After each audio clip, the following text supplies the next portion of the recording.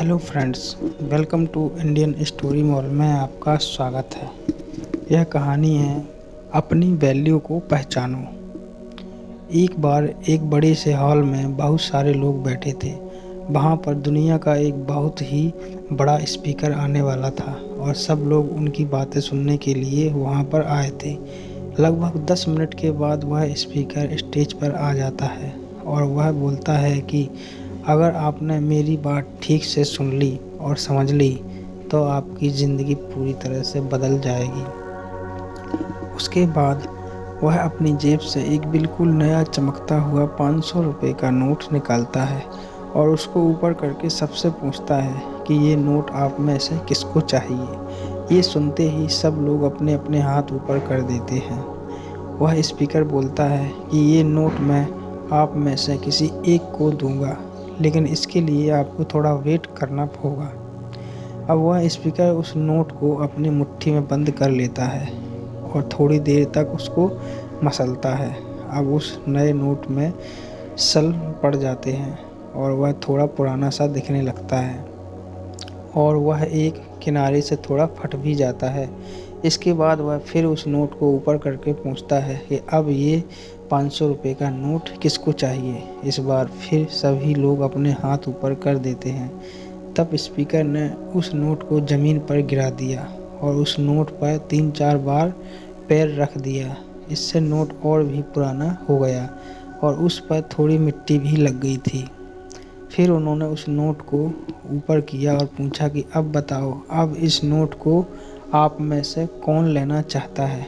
और फिर इस बार सब के सब ने अपने हाथ ऊपर कर दिए। स्पीकर अब नोट को फिर से नीचे ज़मीन पर गिरा देता है और उसके ऊपर कूद कूद कर उसको दोनों पैरों से रगड़ देता है और उसके बाद ऊपर चाय भी गिरा देता है।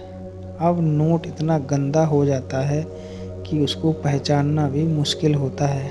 कोई भी उस नोट को देखता तो यही बोलता कि अब ये सिर्फ एक गंदा कागज़ का टुकड़ा है, अब यह बेकार है, इसका दुनिया में इसकी कोई वैल्यू नहीं है। स्पीकर ने एक बार फिर उस नोट को उठाया और ऊपर करके सबसे पूछा, अब इस नोट को कौन लेना चाहता है।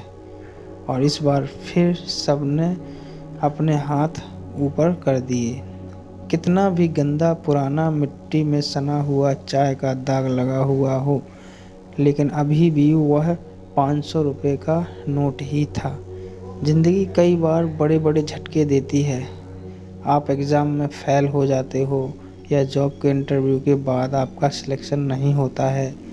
जब आपका बुरा समय चल रहा होता है और आप सिचुएशन का सामना कर रहे होते हो, उसके बाद आपको लगने लगता है कि आप सफलता के लायक ही नहीं हैं।